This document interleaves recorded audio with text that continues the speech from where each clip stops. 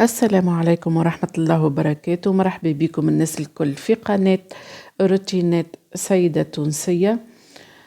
كما تشوفوا الدبرة متاعنا اليوم اللوبيا باللحم. متعودة نعملها باللحم مفروم بالكعابر يعني. اليوم حبيت نغير شوية وقلت خليني نطيب بالموجود اللي عندي. كما تشوفوا الفرياند اختياري النوع اللي تحبوه. أنا اخترت الزيتون والفلفل يكفيني. وقبل ما ننتقلوا للروسيت ما تنساوش اللايك والبارتاج والضغط على الجرس باش يوصلكم كل جديد، ومرحبا بالجميع معاي. أول حاجة عملناها حطينا أقل من نصف كاس زيت، وحطينا زيادة عندي بصلة متوسطة قصيتها كما تشوفوا فيها هكاكا نقول أجنحة. قصيتهم بالطريقة هذيك، نخليهم يتقليو شوية دقيقتين 3. عنا العرق هذا نحيوه اللي في البصل رانا ما نقصوهش باهي. اوكي اتفهمنا، نقليوها 3 دقايق هكاكا، وبعد نزيدوا عليه المكونات الاخرى تدريجيا. باش ناخذ مغرفتين طماطم تاع ماكلة معبين، ومغرفة صغيرة معبية بهريسة عربي. اللي يحب يحط فلفل الزينة واللي يحب يحط هريسة عربي بالطريقة هذيك، الحرية والاختيار لكم انتوما. ما فماش يعني ما فماش حاجة لازمة راهو في الطبخ. لا إله إلا الله محمد رسول الله. ونحط طرف اللحم، طريفة اللحم، عدد الأشخاص اللي موجودين معاكم. شوفوا طرف اللحم هذاك بالشوك متاع السخانة السق. وقعدت نتحارب أنا وياه وما حبيتش نحذف هاللقطة. المهم نخليهم هكاك 3-4 دقايق يتقليوا مع بعضهم، وبعد نزيد عليهم لفحات كما تشوفوا. عندي تابل، فلفل كحل، كركم وملح. انا ديما بطبعي في اللفاحات ما نستعملش اكثر من اللفاحات هذوما، ونخليهم يتقليوا مع بعضهم شوية، وبعد نصب عليهم ماء سخون. ديما في التطيب نستعملوا الماء السخون باش ربحا للوقت، راهو هو مش نغمها بالماء ونسكر عليها الكوكوت ونخليهم يطيبوا مدة 4 ساعة هكاكا حتى يطيب اللحم. وعندي في الجهة الأخرى أنا اللوبيا حطتها في الماء نصمت فيها هيكا باش نخليها يعني جيس نخليها ناقصة شوية، وبعد نحطها في الصوص. الملح هذوما أنا حطيتهم في ماء سخون يغليوا باش ينقص منهم كمية الملح. وبعد نصفيهم ونغسلهم بالماء بارد. عندي اللوبيا متاعي حطيتها في الصوص باش تقعد تتشرب بالجو متاع المرقة هذيك.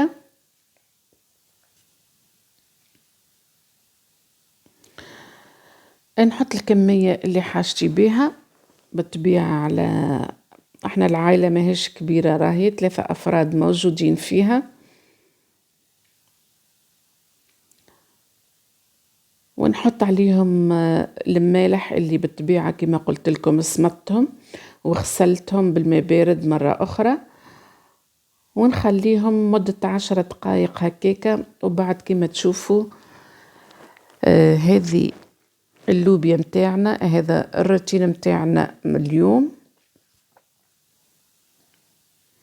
كما تشوفوا فيها ما شاء الله تشهي. اللي يحبها واقفة على زيتها يراوي يكثر في كمية الزيت.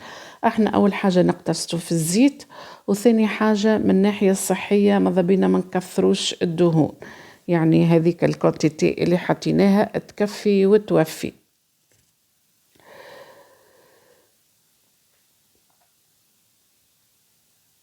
هكاكا بعد ما فطرنا حطينا سك الحمام كما تشوفوا وقصدنا ربي للحمام.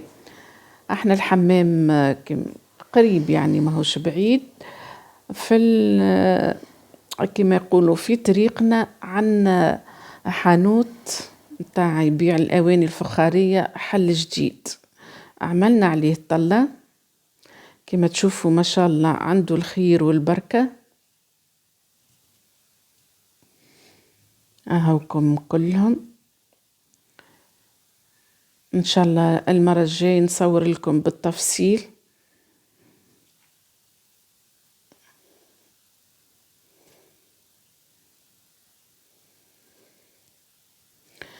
نحب نشري منهم حاجات لرمضان، ان شاء الله ربي يحيينا في الخير ويجعلنا من صيامه يا ربي.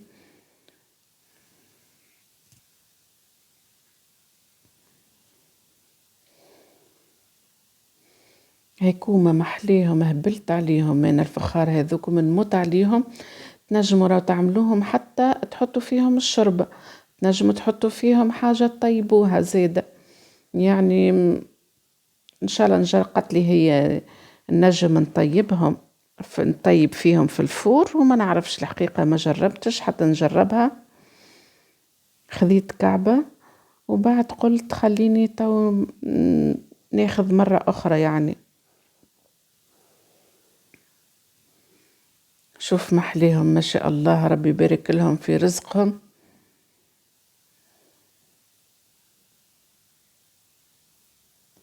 التجارة شطارة يا جماعة، اللي عنده الماديات والمؤهلات يحل مشروع كما هكا. ربي يرزق الجميع إن شاء الله. شوفوا هذوما اللي بالأزرق هذوما ياسر عجبوني على الأخر على الأخر على الأخر. قولوا لي انتوما الألوان اللي عجبتكم، خلوا لي تعليق. المهم حبيباتي هذا هو الفيديو متاع اليوم، ما بقى لي كان باش نقول لكم استودعكم الله الذي لا تضيع ودائعه. نلتقي في فيديو آخر إن شاء الله، وما تنسيوش اللايك والبارتاج والضغط على الجرس باش يوصلكم كل جديد. ومرحبا بالقدم اللي معايا ومرحبا بالجدد كذلك. إلى اللقاء.